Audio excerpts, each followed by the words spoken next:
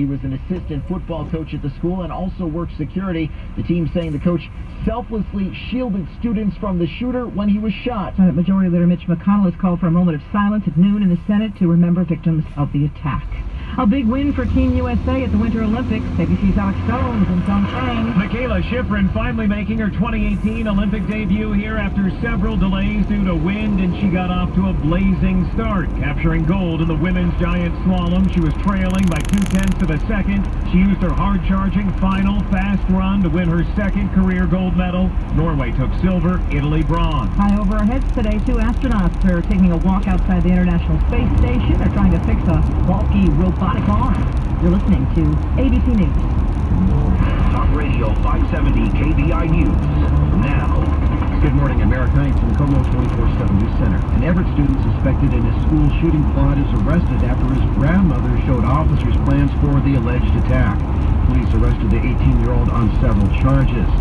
There are calls for the director of the state DOL, Pat Kohler, to resign. This follows the resignation of the deputy director after reports the department was giving information to ICE about undocumented immigrants, which violates the governor's executive order. We've had people calling us all over, afraid to go renew their license, thinking that if they go renew, that ICE is going to come to their door. This is the reality, everyone. This is not made-up news. People are afraid. Leaders of several immigrant groups in King County stood out in front of the Department of Licensing office in Seattle yesterday. Lakewood police seized 49 pounds of marijuana and more than 500 plants from a home in Tacoma. Officers seized the drugs while serving a search warrant. Police say the value of the marijuana and plants in the home could be up to $730,000. Today's weather forecast is coming up. Talk Radio 570 KBI Skyview traffic. Well, they cleared that blocking crash north 509 at Marginal Way near the First Avenue South Bridge, but you're still dealing with a big backup. North 99 approaching the First Avenue South Bridge and also westbound 599 in the same area as a result. North 5 is just dragging from going access road up to the 520 bridge right now. This by Muckleshoot Casino. Get ready to laugh out loud with free LOL comedy nights at Muckleshoot Casino inside Club Galaxy. Visit muckleshootcasino.com for dates and showtimes. Muckleshoot Casino, the biggest and the best in the Northwest. I'm Judith Larson on Talk Radio 570 KBI. Checking your KBI forecast for today, partially sunny with rain increasing tonight with a daytime high near 45 degrees. For tonight, more rain with a low around 40 degrees. And for finally a Friday, rainy and breezy with a daytime high around 48 degrees. From the Como 24/7 News Center, I'm Eric Hines on Talk Radio 570 KBI. During the recent downturn, did your broker confuse and frustrate you again by trying to explain your losses with their famous pie chart? Urban Exchange because of an accident that had been sitting at Marginal Way for the longest time. Both floating bridges heavy, westbound, eastbound, they're pretty much wide open. That's AM 770 KTTH traffic. I'm Tammy Bennett. Attend a free power trading workshop. Text the word backup to the number 57682 to register for ongoing Bellevue workshops and a Mukilteo workshop February 21st at the Statebridge Suites. Don't forget, President Donald Trump is scheduled to speak momentarily. We will be carrying it live, but first let's find out what's trending. What's trending? Happening now. Obviously, the big story of today has to do with the tragic events of yesterday where Nicholas Cruz allegedly walked into his school, his former school, with an AR-15 deciding to end the lives of many, many, many people. There was a press conference that's wrapping up, and once the press conference is over, we expect to hear from President Donald Trump about yesterday's events. But Sheriff Scott Israel of the Broward County Sheriff's Department, he confirmed that all the families have been notified. All the families who have lost loved ones yesterday at that mass shooting have been notified. 17 deaths in all. He's been charged, Nicholas Cruz, with 17 counts of premeditated murder. 12 victims remain hospitalized. And one of the shocking aspects to this story that we learned about just moments ago at this press conference was that they have received, officials in Florida, they have received several copycat threats from other students, other people, other adults maybe posing as students, and they want everyone to know these threats are going to be taken absolutely seriously. Sadly, there have been copycat threats made today at other schools. We will respond to every threat. Every threat we receive, we will not classify it as a copycat or a prank call. We will respond in full and investigate it. Any call that is made fictitiously, any fake call, any call that's made to take out resources at a time like this and place them in places where we don't need to be, we will do the full power of the Sheriff's Office will investigate this and charge anyone accordingly with the maximum charge we possibly could for doing something so horrific, so pathetic. Yeah, and that's... To just simply call it pathetic, that's him holding back. Because you're absolutely a monster if you decide to joke about this, if you decide to lie and say you're going to go to your school and shoot up the place. How dare you despicable human being. Maybe you're subhuman, the people who decide to do that, and I know that they think that they're joking and it's real funny to who? That you find that to be funny, that says something about you. And for all of you who have already done something like that, I cannot wait until the Sheriff's Department knocks on your door and throws you in the back of a car and throws you in a cell. You pathetic human beings. Now, earlier today, Attorney General Jeff Sessions spoke. He was speaking to law enforcement officers from all across the country. It was at a conference. He offered his condolences, and he issued a charge that more needs to be done to prevent school violence. It cannot be denied that something dangerous and unhealthy is happening in our country, and we are once again watching the images of children terrified, streaming out of their school, hands over their heads. It's an image we don't need to continue to see. We don't need to continue to see it. We need to figure out how we're going to do it, and we need to be better at responding to early indications that someone might be doing something like this. It's just too often the case that the perpetrators have given signals in advance. Every one of these cases, we've had advanced indications, and perhaps we haven't been effective enough in intervening immediately. The intersection of mental health and criminality and violence, and to identify how we can stop people before these heinous crimes occur. Now, some of this is a little bit easier said than done. Lots of folks are going on to Nicholas Cruz's Instagram account, or what's believed to be his Instagram account, and they show him showing off various weapons that he purchased, or presumably purchased versus stealing. We don't know yet. But I'm sorry, but is that a warning sign? It's a warning sign only if you look back upon what it is he is alleged to have done yesterday, but I don't know if that's a warning sign. I see lots of people who pose with their guns. I see lots of military people who pose with their guns. Wasn't he with the Army ROTC? I mean, there are times where this is perfectly normal and legitimate. Now, I suppose it doesn't seem normal that he was covering his face and showing off 3 knives in one of the videos or one of the photos. It seems weird that one of his Instagram photos was looking up the term, what does Allah Akbar mean? I mean, there are stuff that's out there that should be explained, that we need to figure out, but I don't know if that alone is a warning sign. I don't think it's a warning sign, that alone. But it's not ultimately about one thing that happens at one moment in time. It's about a collection of things, a feeling that you might get. And maybe that's what we need to do a better job with, is saying, you know what? If you've got a feeling, you should feel compelled to say something. I know we're told that you can't do any of that because you don't want to offend anyone. No, sorry. If something feels wrong, you should report it. Something felt wrong to Ben Benight. He is a vlogger on YouTube. Apparently he's pretty popular. He's based out of Mississippi. And not too long ago, he received a comment left on one of his videos that was from a user named Nicholas Cruz. Don't know if it's the same one. But if it's not, this is kind of eerie. Because the comment that this individual left was, quote, "I'm going to be a professional school shooter." That was the comment. Now, the vlogger immediately not just told YouTube and reported it, but he told the FBI. He reported it immediately, according to BuzzFeed News, to the FBI. Speaking of the FBI, talking to BuzzFeed, he says, quote, "They came to my office the next morning and asked me if I knew anything about the person. I didn't. They took a copy of the screenshot, and that was the last I heard from them." Now, maybe they did an investigation and didn't find anything wrong. Maybe it's not the same Nicholas Cruz, but we need to know some more information about this.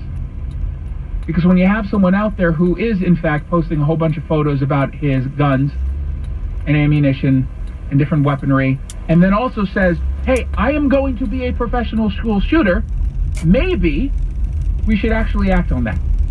Now, legally, I don't know what kind of actions you can take. But when we're talking about the warning signs, that kind of seems like one. That seems like a warning sign. That doesn't seem like a joke. The FBI is showing up to someone's office to get more information on it. I'm assuming that they don't believe that it's a joke either. So why was nothing done? We deserve an answer to that. Instead, of course, we're going to shift the focus to talk about guns. Even though right now we have potentially an indication that he said he was going to do something like this. But we're going to talk about guns. CNN on their site, on one of their stories about this, the shooting, this is a direct quote from one of the CNN articles. In Florida, you don't need a permit to conceal carry a rifle or shotgun, although you do need it to conceal carry a handgun. I'm not sure there are any law-abiding gun owners who conceal carry rifles or shotguns. I've not heard of that. I've not heard of that. I've not heard of any law-abiding gun owners, any responsible one, that conceal carries a shotgun or a rifle. Now, I'm not really all that up to speed on gun use. Certainly not rifle. Gun shooting, but only with handguns. So maybe you can fill me in on this. Maybe you know a little bit more of those details that I don't. But that just seems kind of ridiculous.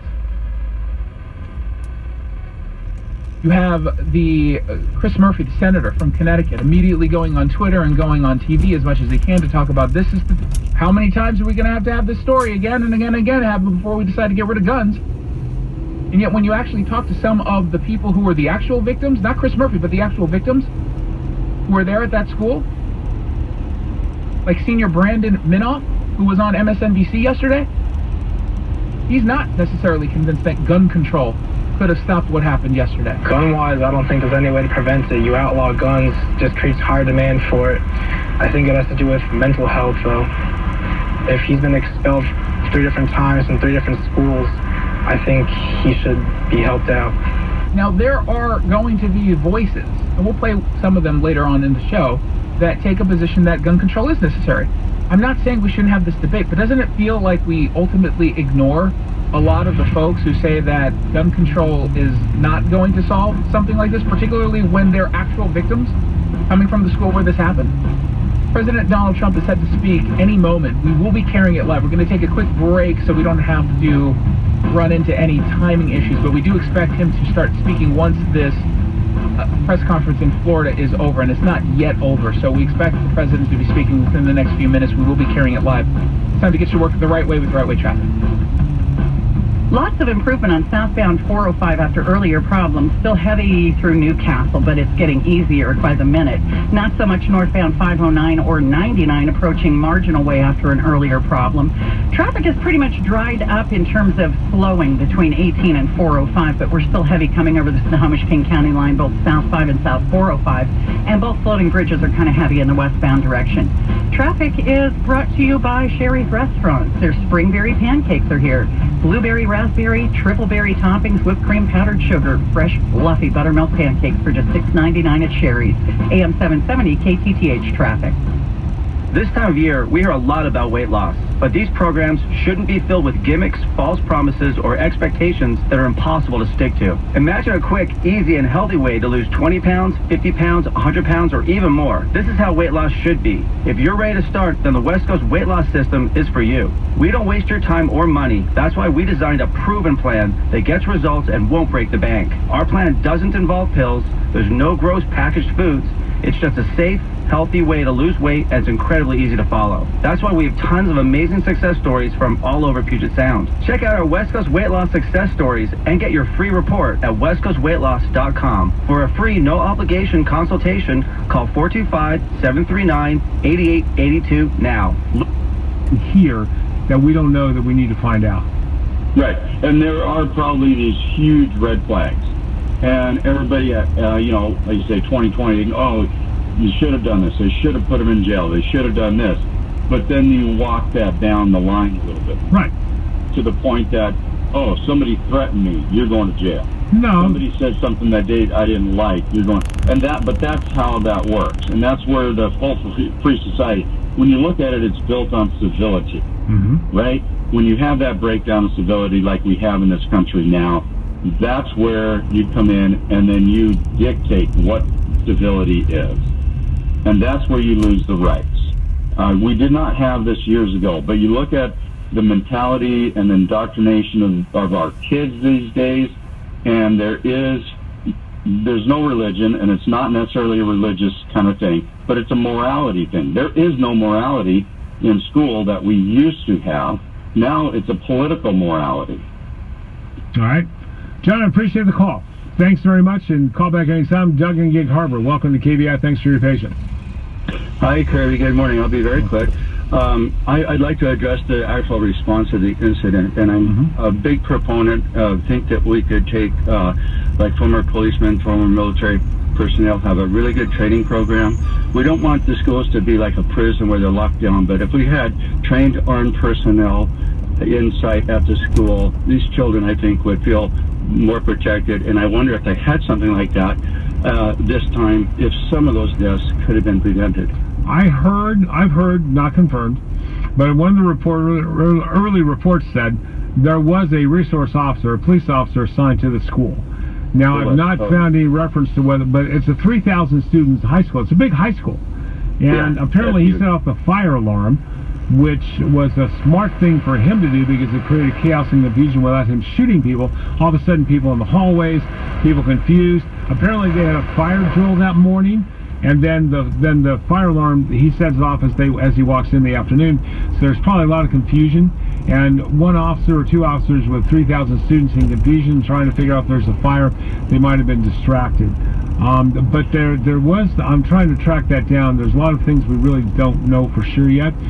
But I think there's a case to be made if a school district decides that they want to have armed personnel or train the teachers who want to be trained. I wouldn't compel a teacher, but if there's a teacher who feels comfortable, with the understanding, as was discussed earlier in the show, that their job is to stay in the classroom and defend their students, not to go on a hunt for the shooter.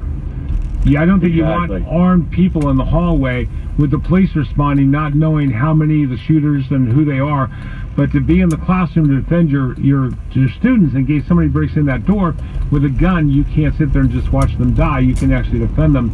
I think there's a case to be made for that. Absolutely.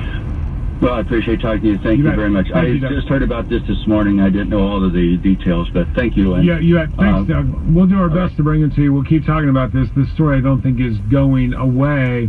You want to join us, 206-421-5757 and 888-312-5757. Mike and Kent, welcome to KBI. Thanks for calling in.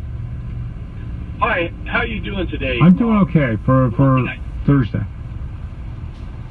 One thing I want to note that is with public schools, while they will sometimes throw a kid out of school for making a finger gun or something like that, they also have a tendency to ignore student behavior that, if it was in a public place, would get them arrested and hauled off by the police.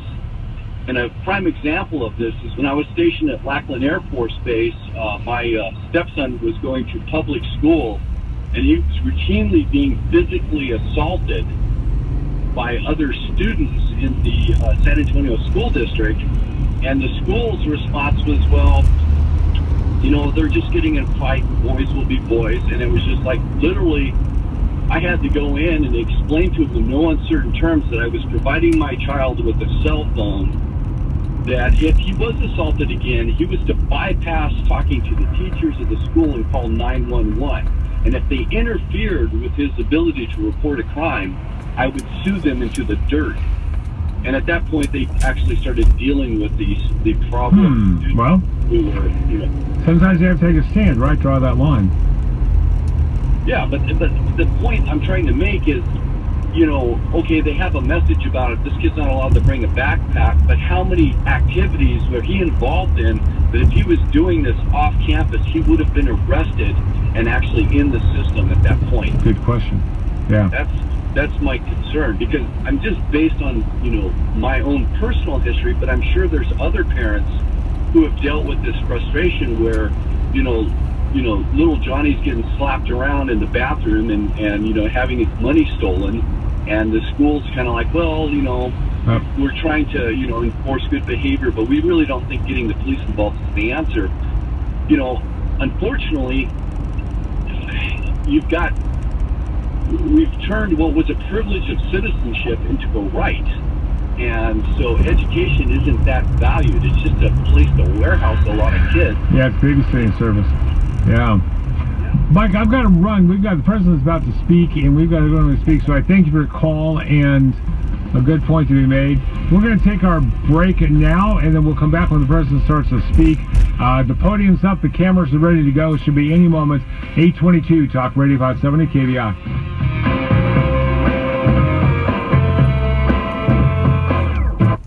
People are coming up and saying, well, this is what we need to do, before you actually have all of the details there. Now, one question has been raised. It's been raised by primarily conservatives, having to do with whether or not we should have armed guards at schools. We will get into that in a moment, but first, here is President Donald Trump as he delivers his address to the nation. Now, he's stepping up to the podium right now. We should have it in any moment. We're on a little bit of a delay. Yesterday, a school filled with innocent children and caring teachers became the scene of terrible violence, hatred, and evil. Around 2:30 yesterday afternoon, police responded to reports of gunfire at Marjorie Stoneman Douglas High School in Parkland, Florida, a great and safe community. There, a shooter, who is now in custody, opened fire on defenseless students and teachers. He murdered 17 people and badly wounded at least 14 others. Our entire nation, with one heavy heart, is praying for the victims and their families. To every parent, teacher, and child who is hurting so badly, we are here for you, whatever you need, whatever we can do to ease your pain. We are all joined together as one American family, and your suffering is our burden also. No child, no teacher should ever be in danger in an American school. No parent should ever have to fear for their sons and daughters when they kiss them goodbye in the morning. Each person who was stolen from us yesterday had a full life ahead of them, a life filled with wondrous beauty and unlimited potential and promise. Each one had dreams to pursue, love to give, and talents to share with the world. And each one had a family to whom they meant everything in the world. Today we mourn for all of those who lost their lives. We comfort the grieving and the wounded. And we heard for the entire community of Parkland, Florida, that is now in shock and pain and searching for answers. To law enforcement, first responders, and teachers who responded so bravely in the face of danger, we thank you for your courage. Soon after the shooter, I spoke with Governor Scott to convey our deepest sympathies to the people of Florida and our determination to assist in any way that we can. I also spoke with Florida Attorney General Pam Bondi and Broward County Sheriff Scott Israel.